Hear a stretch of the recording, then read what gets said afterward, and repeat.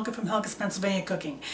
Today is another Cast Iron Wednesday, and Native Tearz and Shovelhead 8, who started the Cast Iron Wednesday series, so to speak, has deemed May to be Mexican Dish Month. So with Cinco de Mayo and all that fun stuff, they thought it'd be cool to have Mexican dishes. So I'm going to do my quarantine pantry version of, instead of beef enchiladas, they're going to be venison enchiladas. And I'm going to show you what goes into it because we're making our own enchilada sauce for this. I didn't have masa flour to make my own tortillas, so I'm improvising with what I had, which is the flour tortillas, which if you can get corn tortillas, you want them instead because they're better for this. But once again, it's a quarantine dish, and this is what I got, and this is how I'm making it. So, several components. The main component here, you have the venison. These are just chip steaks, and I'm going to saute them up with the onion. And I have some Rotel with the chilies. I have my own chili sauce, some tomato paste, and then the tortillas and the cheese blend, beef broth, black beans, corn. I don't have corn tortillas, but I can put corn in the enchiladas, which is always good anyway. Tomato paste, and then the enchilada sauce has a bunch of components.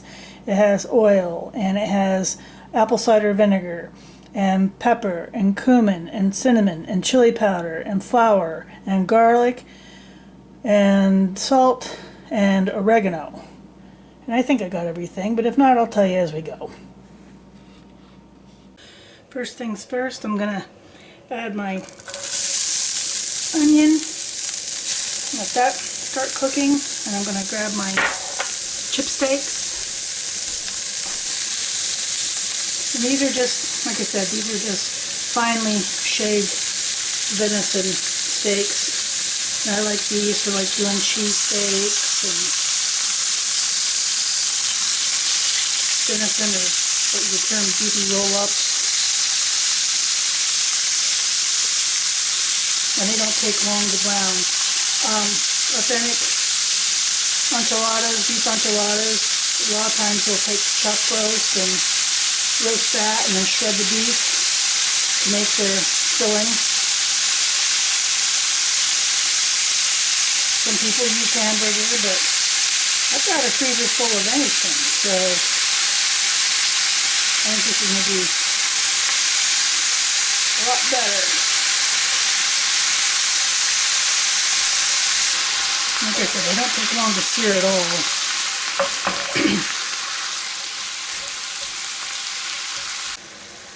Next I'm going to add a can Rotel with the diced tomatoes and chilies.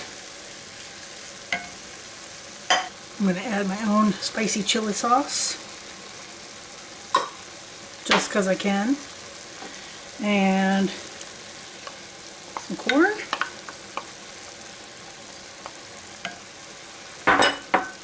and some black beans.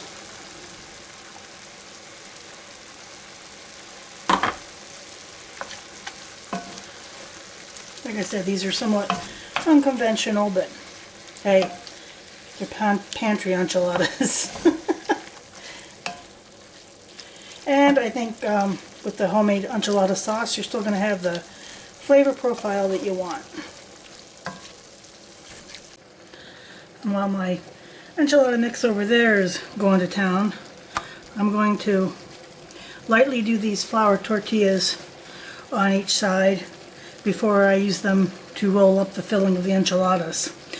After I get these done and the enchiladas set to go and set aside, we'll make the enchilada sauce.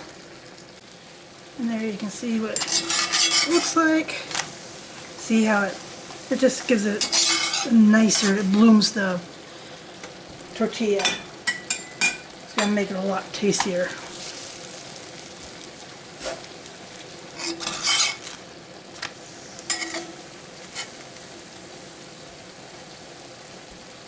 So next thing we're going to do is make our spice blend. So in the flour, garlic,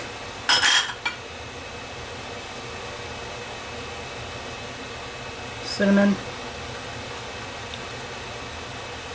All that. Salt. Oregano. Pepper. Cumin. And chili powder. And I'm just going to give that a good mix. And then we're going to start the heart of our sauce. First I'm going to heat my oil. Make sure it's good and hot. And you can see the enchilada mix is over there, ready to go. When we get the sauce done, along with my warmed up tortillas.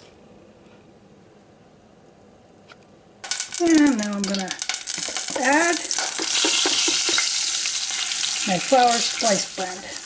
Basically you're making almost like a roux with it. Get that all crumbly, mixed in. You see it's dark brown and mixed in. Then I'm going to add my tomato paste.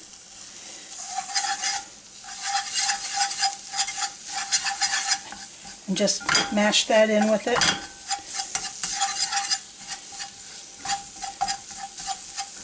And then I'm going to add 2 cups of beef broth.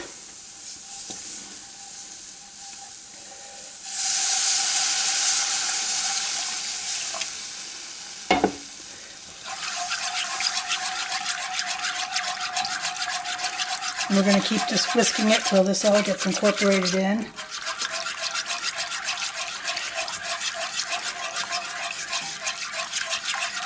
I'm going to let it come up to a small boil after I have it fully incorporated here, and then reduce it to a simmer as we want it to thicken up a little bit.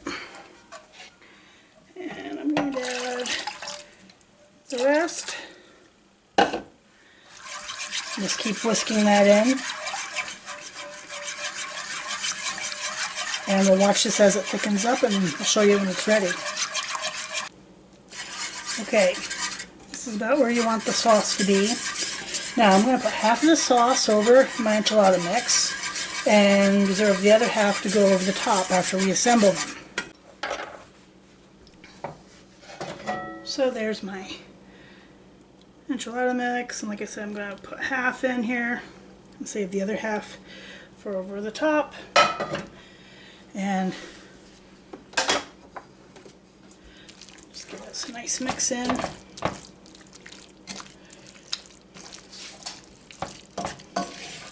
Oh man, it smells so good. Okay, now we're going to work on assembling them.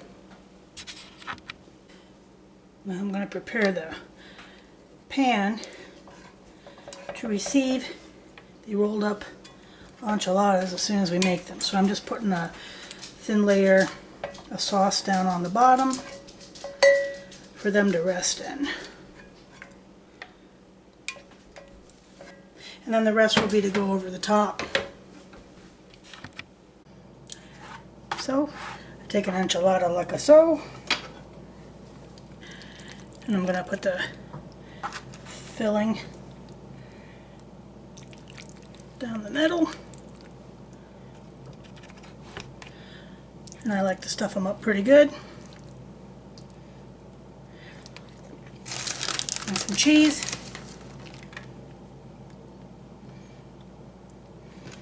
And then I'm just going to take it and roll it like that. And then I'm going to take the enchilada and lay it in like this. There we go. And then I'm going to fill up the pan like this. So there's my pan of enchiladas. One thing I forgot to tell you is that I added a tablespoon of vinegar to the sauce before the final mix. And I don't think I showed that. So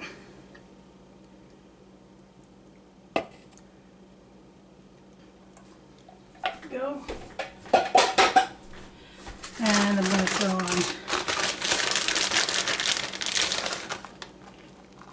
some cheese. And I use Mexican blend for the insides, and this is just a cheddar for the top because that's all I got left. Like I said, this is a pantry dinner. Then I have, you can use black olives. I'm not fond of olives, so I didn't use olives, but I have some peppers I'm throwing on here.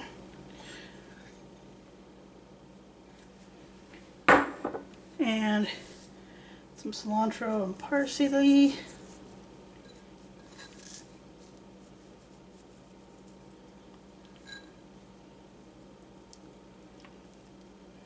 And that's all she wrote.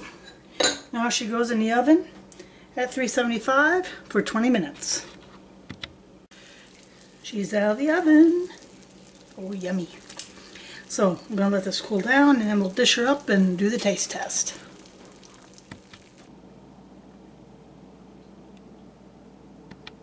So it's done. And I like putting a little sour cream on it. And let's see how she tastes. I think this is a great use for the venison chip steaks, and if you are going to do these instead of hamburger, I think it just tastes a lot better if you can do the chuck roast and then shred the beef, if you're going to do it that way. Like I said, I have these chip steaks which are perfect. So this gives you a little idea of what it looks like.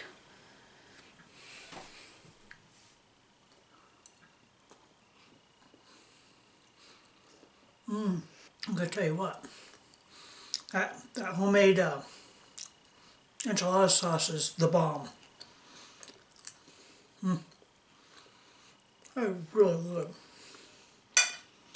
So, my take on enchiladas for Cast Iron Wednesday here for the month of May with the Mexican challenge. It's a day late, but happy Cinco de Mayo. And I did quesadillas.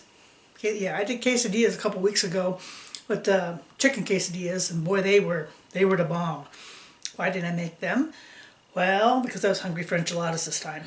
But anyhow, if you can get the corn tortillas, it gives a little bit more better flavor. But this was good, especially with doing the tortillas in a pan like I did. That helps really give them a little better flavor and set them up nicer for baking in the sauce. So, my enchiladas, my venison enchiladas. It's Cast Iron Wednesday.